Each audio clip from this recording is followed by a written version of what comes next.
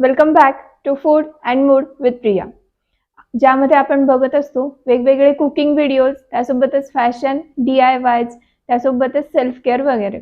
So आज मी असाच एक मस्त व्हिडिओ घेऊन आली आहे. सध्या तुम्हाला माहितीच आहे की पितृपक्ष चालू आहे, म्हणजेच पक्ष पंधरवडा चालू आहे. त्यासाठीची जी भरडवड्यांची रेसिपी होती ती आपण मागे पाहिलीच आहे. त्याची लिंक मी डिस्क्रिप्शन बॉक्समध्ये दिलीच आहे, ती तुम्ही चेक करू शकता. सो आज आपण बनवतोय तांदूळाची खीर. ही खीर बनवत असताना तुम्हाला कधी असा प्रश्न पडलाय का की हीच खीर का बनवायची पक्ष पंधरवड्यात म्हणा किंवा श्राद्धासाठी म्हणा? मला पण पडला होता. सो आज आपण बघणार आहे की तांदूळाचीच खीर का बनवायची, त्यासोबतच ती कशी बनवायची, आणि ही खीर करताना जर तुम्ही श्राद्ध किंवा पक्ष यावेळी करताय तर त्यामध्ये काय घालायचं आणि काय घालायचं नाही. सुरुवात करूया.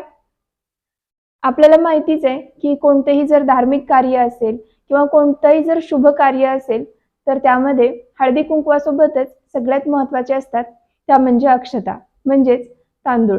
असं म्हणतात की अन्न हे ब्रह्मस्वरूप आहे आणि त्यामध्ये तांदळाचं म्हणजेच जे आपण भात करतो किंवा तांदूळ जे वापरतो आपण, तो सगळ्यात मुख्य घटक आहे.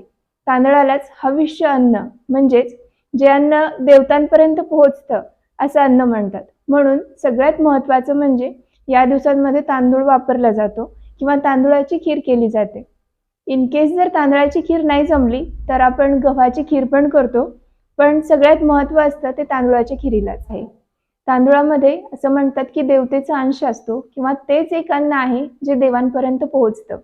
त्यासोबतच जर आपण सायंटिफिकली विचार केला तर तांदळामध्ये व्हिटॅमिन B कॉम्प्लेक्सचा सगळ्यात मोठा घटक तांदूळ आहे.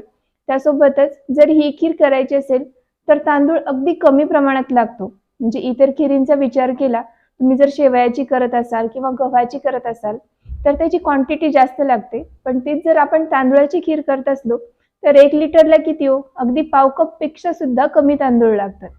आणि तुम्हाला माहिती आहे का, भारत हा सध्या ना जगातला दुसरा देश आहे जो सगळ्यात मोठ्या प्रमाणात तांदूळाचं उत्पादन करतो. सो आपण बघूया आता तांदळाची खीर कशी करायची. सो खीर बनवण्यासाठी मी इथं पॅनमध्ये घेते एक अर्धा चमचा आपलं चांगलं तूप. त्यामध्ये आपण घालणार आहे पाव कपपेक्षाही थोडेसे कमीच, म्हणजे पोहे खायच्या चमच्यानी 2 चमचे तांदूळ. तांदूळ कोणताही सुवासिक तांदूळ वापरा, म्हणजे आंबेमोहर किंवा बासमती तुकडा वगैरे, किंवा इंद्रायणीची पण खूप छान होते. तांदूळ भाजून घ्यायचा आहे. तुम्ही या पद्धतीने करण्याऐवजी तांदूळ एक 15 ते 20 मिनिट भिजवून ठेवून मग मिक्सरला फिरवून तशी पण खीर करू शकता. पण हे जे आपण तुपावर भाजून घेतो ना, त्यामुळं टेस्ट खूप छान येते खिरीला. तुम्ही बघू शकता तांदूळ भाजला आहे. खूप जास्त लालसर भाजायचा नाही आहे, नाहीतर करपट वास लागतो. सो मी तांदूळ काढून घेतला भाजलेला, आणि त्याच पॅनमध्ये मी घेते आहे आता अर्धा लिटर दूध. दूध मी एकदा तापवून घेतलं आहे. त्याची साय जी आलेली होती ती तशीच घेतली आहे खिरीसाठी. त्यामुळे खिरीला टेस्ट पण येते आणि दाटसरपणा पण चांगला येतो. दूध आता चांगलं उकळून घ्यायचं आहे. 1-2 चांगल्या उकळ्या आल्या की मग आपण जे तांदूळ भाजून घेतलेत ते मिक्सरवर फिरवून घ्यायचे. अगदी बारीक नाही, म्हणजे अगदी पिठी नाही आहे करायची त्याची. थोडेसे आपले बारीक रव्यासारखे वगैरे असतात असे रवाळ फिरवून घ्यायचे. मी इथे तांदूळ मिक्सरला फिरवून घेतलेत. आपण ते दुधात मिक्स करूया आता. खूप बारीक नाही आहेत केलेले, रवाळ घेतलेत, अगदी मोठे पण नाही आहे ठेवायचे. मिक्स करून चांगले तांदूळ शिजेपर्यंत आपण साखर नाही आहे घालणार त्याच्यात.